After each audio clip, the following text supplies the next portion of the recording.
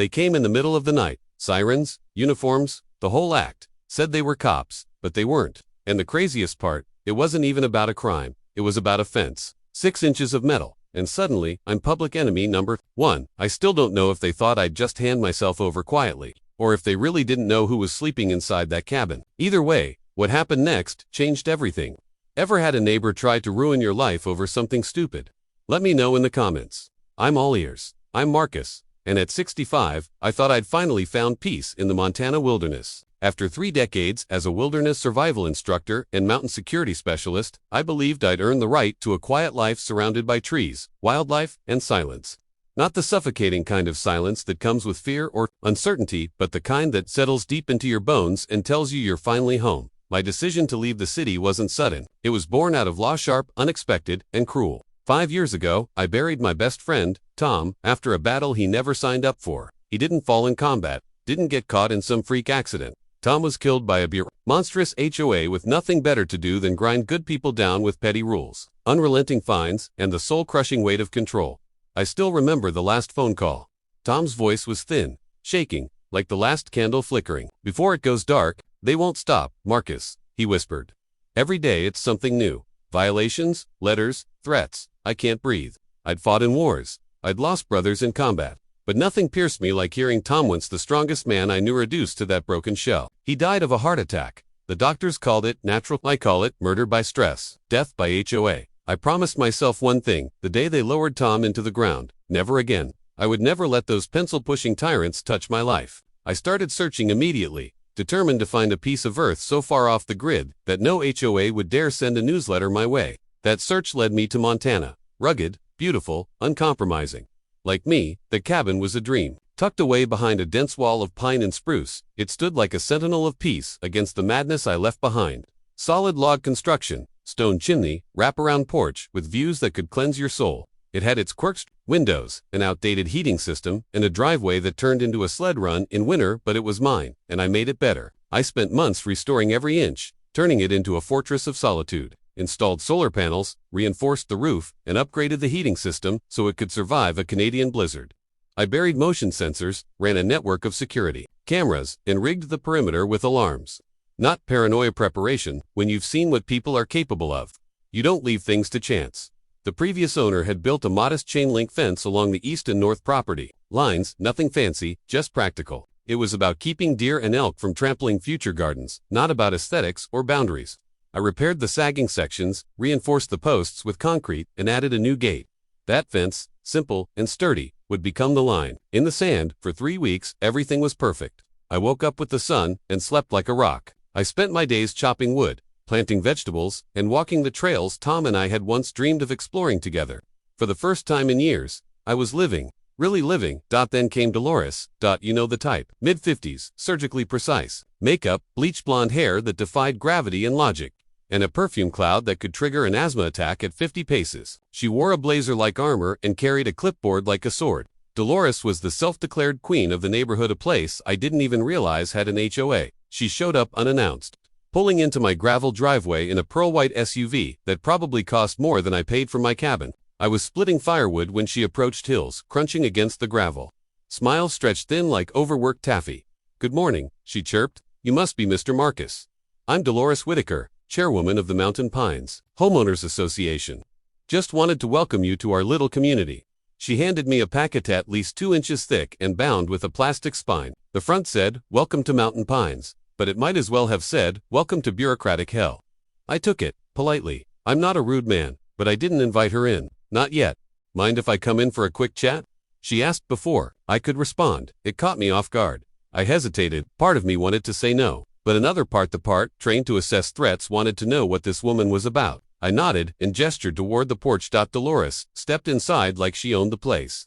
Her eyes moved like drone scanning, evaluating. She commented on the layout, the age of the chimney, the placement of my security cameras. "Quite the setup you have here," she said, her voice honeyed but hollow. "Spent a lot of years teaching security in some pretty remote places," I replied, watching her closely. "Old habits die hard."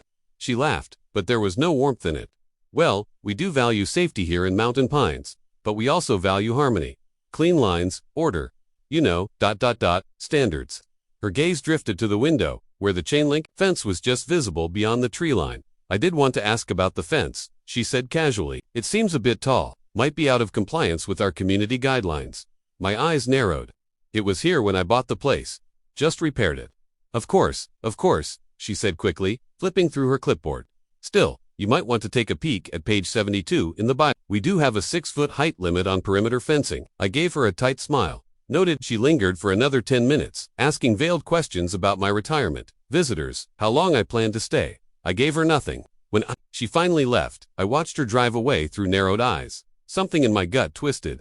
This wasn't a friendly visit. It was reconnaissance. The letter arrived 5 days later. Certified official seal, HOA header in bold print. The message: my fence exceeded the legal height by 6 inches and must be removed within 7 days or face escalating fines. Attached was a glossy flyer for a fencing contractor, Dolores's nephew.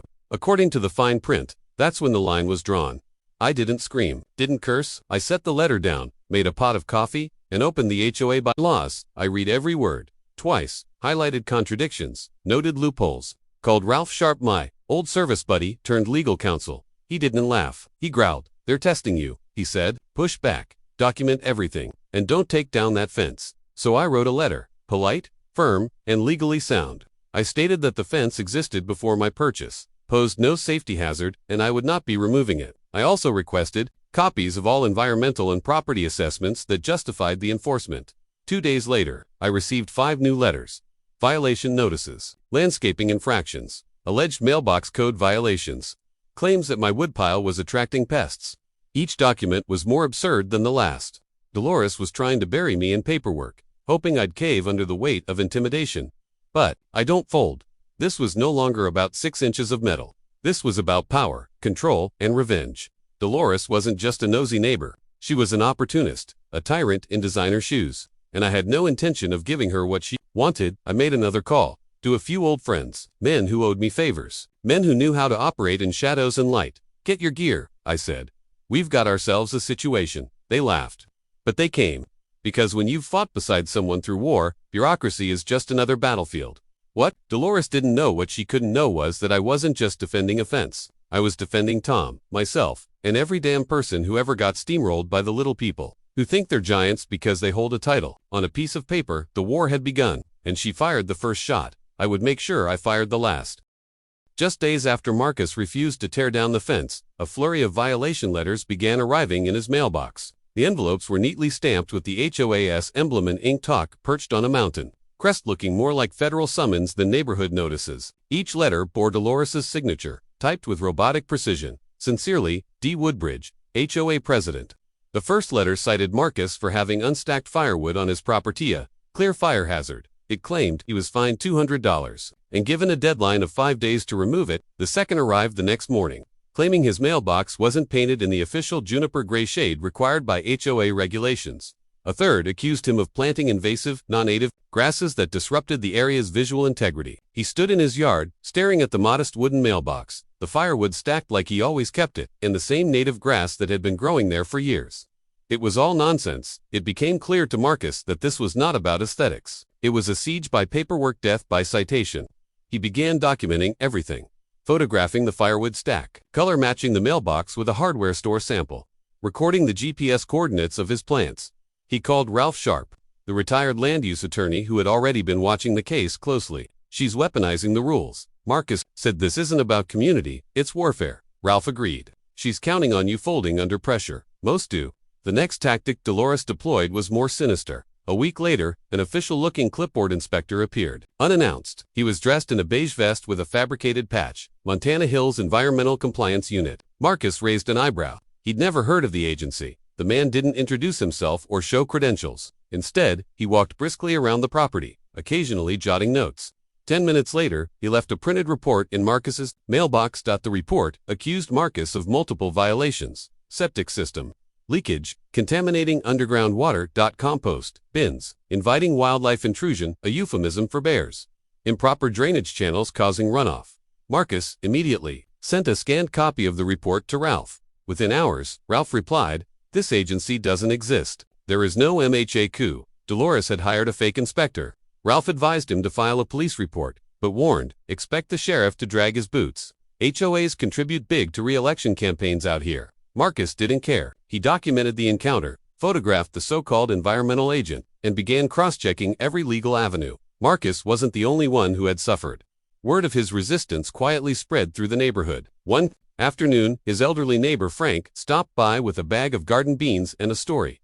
Frank's wife, Evelyn, had planted sunflowers along their back fence the year before. Dolores sent them citations weekly, unauthorized flora, pest attractant, and obstructed cyclants. After months of fines and threats, Evelyn had a breakdown. They sold their home and moved into assisted living shortly after. Another neighbor, the Webbers, had installed a hand-painted swing for their grandchildren. Dolores fined them repeatedly for unapproved structures.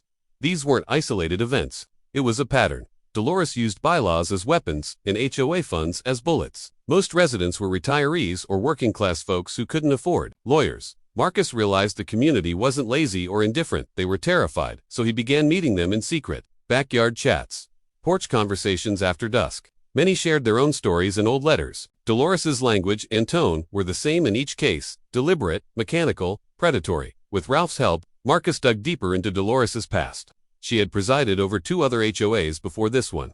Both communities experienced sudden turnover, retirees forced out, single mothers harassed, veterans smeared with fake police reports. Her nephew's construction company had mysteriously won contracts to renovate properties that later went on sale under market value. Her tactics followed a script. 1. Target a homeowner with citations. 2. Overwhelm them legally. 3. Create financial strain. 4. Offer HOA-approved contractors for repairs. 5. Buy low, sell high while claiming community improvement. The pieces clicked into place. Dolores wasn't just a petty tyrant, she was part of a property-flipping machine. Marcus suspected kickbacks, shell companies, even fraud, but needed proof. He began compiling a dossier, HOA budgets, meeting minutes, citations, contractor invoices. He labeled the folder Operation Eagle Talent. It was a warm Friday afternoon when Marcus noticed a black Escalade parked just beyond his mailbox. A man in a tailored navy blazer stepped out, holding a leather-bound notebook. He smiled politely. "Name's Jeff," he said. "I'm working on a piece for Mountain Modern magazine." Curious how traditional folks are adapting to HOA life. Marcus didn't buy it. Jeff's questions were odd. "Do you have any military background? Any dogs or surveillance systems? Do you live here year-round or part-time?" Marcus answered vaguely. Jeff eventually left, but not before Marcus snapped a discreet photo of the license plate. That night, he sent the image to an old Army buddy in law enforcement. The SUV was registered to a Colorado shell corporation tied to a property investment firm specializing in distressed asset acquisition. Jeff wasn't a journalist. He was a scout, likely sent to evaluate Marcus's resistance level. Marcus locked every gate that night, installed 2 new trail cams, and placed his grandfather's shotgun by the door. Just after midnight, 1 week later, the entire community experienced a sudden blackout. No wind, no lightning, no warning, just pitch-black silence. Marcus lit his lanterns and stepped outside. The only home with power was his own, thanks to his off-grid solar storage unit and backup generator. The next morning, Frank from down the road, flashlight in hand, sheepishly knocked on Marcus's door. "Dolores asked me to see if you'd be willing to lend some juice for the community fridge at the clubhouse," he muttered. Marcus realized something then. The HOA had become dependent on him. "They need my power. That's why they're trying to scare me off," he said to Ralph later that day. Ralph, who had already begun digging through public records, confirmed the suspicion. The HOA's main clubhouse is illegally hooked to a power backup system buried under the lot, installed by the farm's prior owner, but powered via the same utility path you now own. "They're using my old infrastructure." Without permission, Marcus took photos of the old schematics, utility maps, and the buried junctions still connecting to his lot. He had evidence that Dolores's harassment wasn't about aesthetics or HOA pride. It was about control. Dolores scheduled a surprise HOA town hall meeting and requested Marcus's attendance. The email was riddled with phrases like known compliance, formal reprimand, and termination of benefits. Ralph advised him to attend with a recorder in his pocket. The room was packed. Dolores, dressed like a corporate general, took the podium. She accused Marcus of violating bylaws, refusing inspections, and threatening community safety by harboring dangerous electrical infrastructure. Marcus stood calmly and asked one question. "Are you referring to the illegal backup system your clubhouse uses?" Gasps. He pulled out printed schematics, photos, and audio of Frank's request the night of the blackout. "You've been using infrastructure tied to my property without legal right," he said, "and instead of negotiating, you tried to ruin me." Dolores's mask cracked, but before she could pivot, Ralph entered the room. "I'm Marcus's legal advisor. I've filed a cease and desist against the HOA for unauthorized use of private infrastructure, and am initiating a countersuit for harassment. The audience erupted. Dolores recessed the meeting. Over the following weeks, Dolores stopped speaking publicly, but the harassment continued. Marcus's driveway was blocked by cones for tree trimming. A dead raccoon was tossed into his compost. Bin, drawing in wildlife. His mailbox was shattered and replaced with one bearing a surveillance camera. Ralph urged him to stay calm and let the legal wheels turn. But Marcus wasn't one to just play defense. He installed real surveillance, caught a man tampering with his shed, and traced him back to Dolores' nephew. He filed a police report and sent it directly to the sheriff and local news. Other neighbors began to speak out. Frank, tired of being a pawn, gave a full statement to the press about how Dolores coerced residents. Lori and Ben, a young couple who'd been cited for having unauthorized wind chimes, shared footage of Dolores sneaking onto their porch at night. Soon, the HOA's dirty laundry was aired on Facebook, Reddit, and local news outlets. A public audit of the HOA's finances showed inflated payments to her nephew's construction firm, unexplained fines, and years of unfiled taxes. Momentum shifted. On a snowy morning, Marcus received a letter not from the HOA, but from a state energy compliance officer. Apparently, Dolores had submitted a request to shut down Marcus's solar backup system for community hazard evaluation. The officer, however, was sympathetic. "I've seen these kinds of moves before," he said, "but she didn't count on one thing: you're off-grid, you're in compliance, and you have proof of her dependency." Marcus nodded. "I'm tired of being a target. Let's flip the switch." He installed a smart relay that cut the old junction powering the HOA clubhouse. When the lights went out again, Dolores tried to blame him, but this time he had a legal green light. Within a month, Dolores was removed from her position by majority vote. Frank stepped in as interim president and the first order of business, a formal apology to Marcus, and the removal of every false citation. Marcus leaned on his fence that evening, sipping coffee, watching peace return to his land.